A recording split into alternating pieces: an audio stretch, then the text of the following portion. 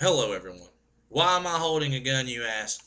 It's because every weapon prior to the filming of the Smoky Mountain Gun Show has been safety checked.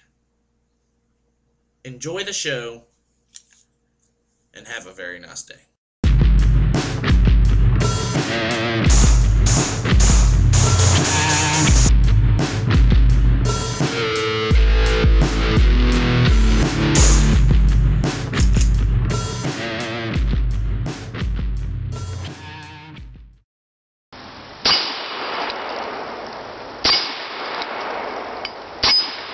Hey YouTubers, Daniel here for the Smoky Mountain Gun Show, and I'm back once again to do another episode of the Smoky Mountain Gun Show, official gun show review. On this episode, featuring a weapon that I've wanted for a long time, but I hadn't really put it up on my, must get now list. But I was out gun shopping one day, and I seen this weapon. I couldn't pass it up because it's one of the ones that I wanted. And I got a good deal on it. I got a good price on it. So with that being said, we'll go ahead and get started here. On this episode, I'm featuring my Smith & Wesson Model 10-5 38 Special Revolver. We'll go ahead and get started here. We'll do a safety check. There's no rounds in the cylinder. She's completely clear and ready to go. A little bit about the history of this weapon. The Smith & Wesson Model 10 was first designed in 1889 and really come about in 1899. In 1899, the U.S. Army and Navy put in an order for 3,000 Smith & Wesson Model 1889 hand eject revolvers, chambered in .38 long Colt.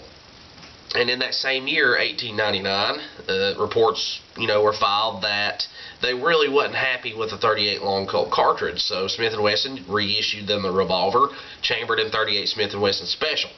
And then from that day on, it come with a different name from that day on. You might find this name familiar. This used to be known as the Smith & Wesson Military and Police, or, as we call it today, shortened to M&P. This was the original M&P right here, people, which is kind of another reason why I picked this thing up, I'm a big M&P fan, and this is the original M&P. So, and in 1902, Smith & Wesson put out a second generation model of this weapon, where they simplified the interlock work and added the ejector rod locking lug right here. Used to it was just a freestanding ejector rod right here. And ever since then, the gun relatively stayed unchanged. I mean, over the years, it stayed pretty much looking just like this. They changed a few things over the years, modernized it a little bit, but other than that, it stayed just like this. And after World War II, Smith & Wesson began designating their models numerically, so that's when it got the name, the Model 10, changed from the Military and Police to the Smith & Wesson Model 10. And this specifically is a Model 10-5. Now, I do know this is a very popular Model 10. The 10-5 is one of the most popular Model 10s there is. This is a 1970 model. It's an old police trade-in. This was carried by a police officer. And that's kind of another reason why I picked it up, just the history behind this weapon. And also it's Smith & Wesson. I love Smith & Wesson. As you can see, I'm a Smith & Wesson guy all the way. But anyway, what was I getting at here? This is a Model 10-5. It's 1970. And when the 10-5s come out, they got rid of the half-moon sight and went with this slanted ramp sight right here. And that's pretty much it. Stayed the same over the years. And in 2007, they enabled the Smith & Wesson Model 10 to handle plus P ammunition, and the way you can tell if your newer Model 10 can handle it, right here on the side, it will have 4 screws and one in front of the trigger guard that can handle plus P. This one cannot. It's, like I said, it's an older gun. It's 1970. It cannot handle it. The Smith & Wesson Model 10 weighs 34 ounces. Barrel length 4 inches, 10 inches overall length, has a muzzle velocity of 2,000 feet. Is effective at 25 yards, and the maximum range, as far as specs, is 55 yards. But I'm sure you can reach out as long as you want to with this thing and hit it. Just depends on how good you are shooting. My opinion on this gun is I think it's a beautiful gun. I mean, the beauty of a revolver compared to an automatic really, I think, is unmatched. Just you can tell there's a lot of craftsmanship and time put into designing these revolvers. I just think they're beautiful. The bluing on a revolver, I think, is going to be a lot more beautiful than on an automatic. So right off the bat, it catches my eyes as a beautiful gun. 38 Special, I do like the 38 Special cartridge. I also like 357 Magnum. I kind of wish this was a 357 Magnum so I can shoot both, but with it being the 38 Special, as far as taking it to the range, it's a lot more comfortable to shoot than a 357 Magnum. Also, it's not a snub nose. It has the nice 4-inch barrel, so it's accurate. This thing is accurate, guys. I mean, this thing will get you some nice grooves going. But the things that I don't like about it is this. I like the looks of the square butt grip, but I don't like the way the purchase that I get on the weapon. Your bore axis is super nice on this weapon. You're pretty much right on top of the barrel with this gun. The heat just kicked on. I'm sorry, folks, if you got a little background noise there. But you're right on top of the barrel with your bore axis on this gun, but it comes at a price here because for me, I think this is just a little bit awkward of a grip with this square butt. The way my pinky kind of is separated from the rest of my fingers here, the way it curves like this. I use the thumbs forward grip, and it's just kind of hard for me to get a comfortable feeling grip on this weapon. Maybe I'm just not used to it because I don't mess around with a lot of revolvers, but I can shoot it decent, but just the purchase I get on it, it's a little bit weird. And just it's fun to shoot. This thing is a lot of fun to shoot. Tons of fun to shoot. I like shooting this. Like I said, it's comfortable to shoot where it's 38 Special. Just the only thing I don't like about it is the grip you get on it. It cycles them really good. This action on this thing is smooth. Double action trigger, it is a double action revolver, or you can shoot it in single. But the double action on this gun is not too bad, but it is tough. I mean, I haven't really measured the poundage on the trigger pull, but I'd say it's up there in the 10-pound mark. I mean, it's a tough trigger pull in double action, but you get rewarded if you shoot it in single action, because I doubt that's even a 3-pound trigger pull in single action. I mean, that is a hair trigger in single action. So it's kind of a yin and yang there with the trigger pulls, but pretty much, if you're thinking about getting one of these things, I would recommend it if you can get them for a decent price. The newer ones are right at the $700 range. I got this one cheap. I got this one really cheap, which is another reason why I bought it. But if you're thinking about getting one of these things, I totally recommend it. It's got my stamp of approval on it. And I'm not just saying that because I'm Smith & Wesson biased. I'm just saying this is an awesome revolver. So, Smith & Wesson Model 10-5, excellent gun, and do recommend it. With that being said, we'll get to the up-close specifics, and then take it down to the range for the rating. Okay, up-close specifics on the weapon. Start here with the grips. You see, just your standard square butt grips. Walnut, I'm guessing, is the wood. That's kind of like your standard wood you would use for gun grips. Get your nice groove here for the webbing of your hand. Fits pretty good, but like I said, it's an awkward grip on this weapon. You got your standard push forward cylinder release. Smith & Wesson push forward, Colts pull back. It's 6-shot, holds 6 rounds, which I like.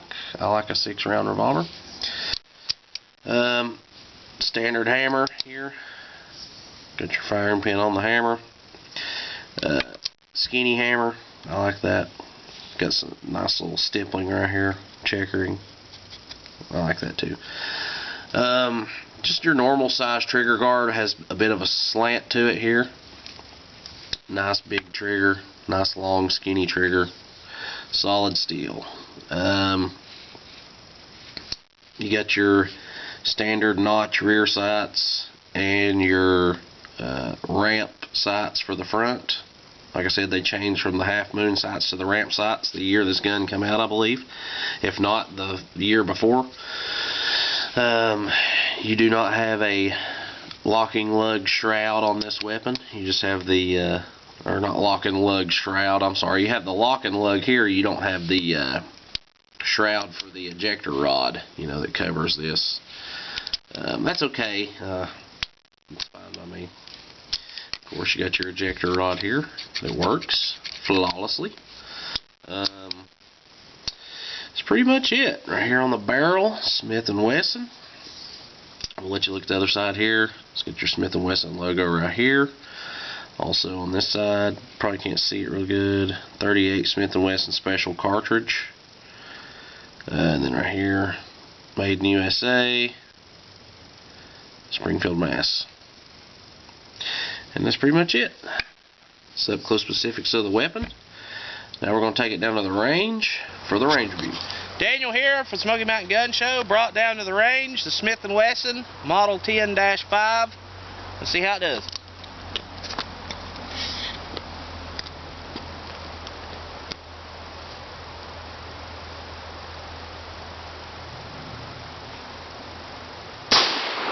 Up.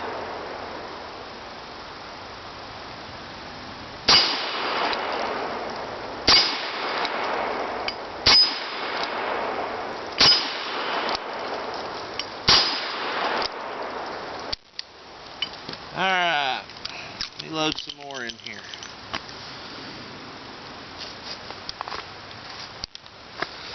One thing I do not like about revolvers is the grip you gotta get on them. I'm not used to that grip.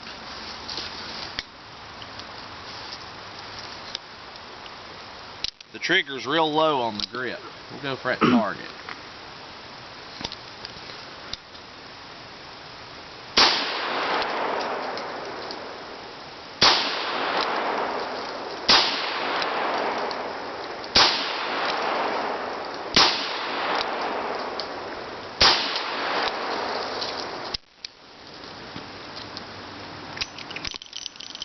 Put a few more in here.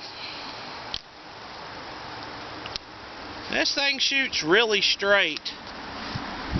You know, unlike your automatics, you don't have a lot of moving parts in these guns.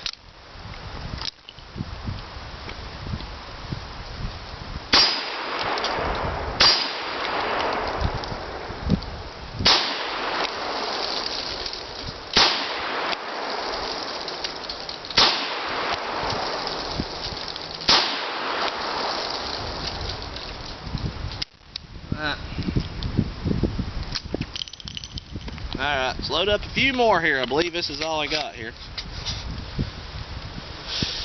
And the pain about revolvers is you got 6 at a time, but that's alright. It's pretty fast reload, especially if you got speed loaders. It's not like an automatic, which is what I'm used to.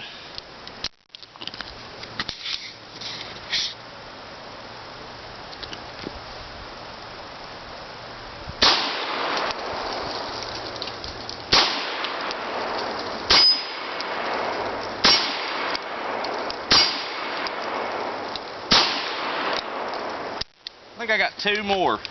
We'll go ahead and shoot them. Yep, got 2 more.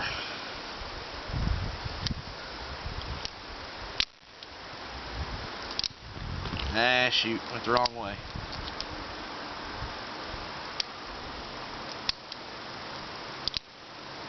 Alright, there we go.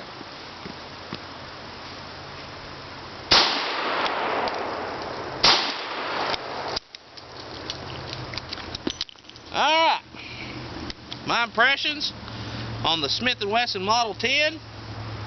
Fun shooting little gun, pretty accurate gun. Not a lot of recoil on the size of this gun, being a 38 special cartridge. Not a lot of recoil at all. It's actually pretty pleasant to shoot. It's kind of uncomfortable. Well, not uncomfortable, but it's kind of an awkward grip on this thing.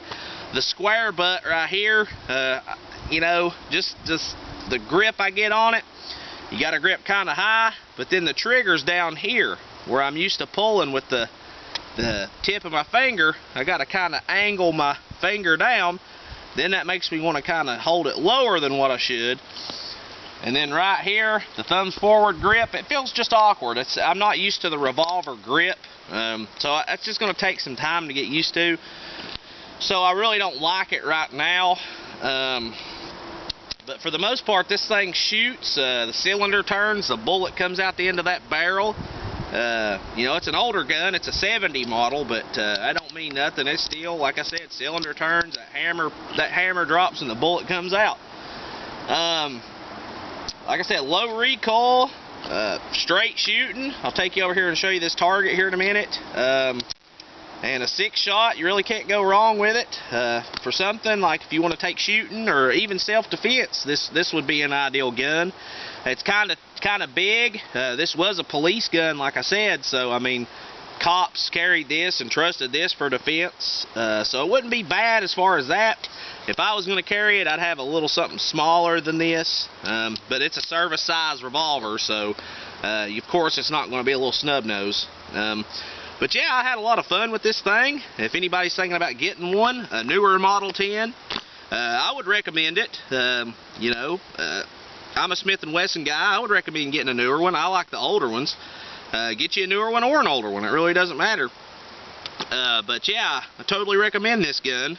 Just for fun shootability and just for accuracy and for defense, you can't go wrong with one of these. So Smith & Wesson Model 10-5 has been an awesome gun.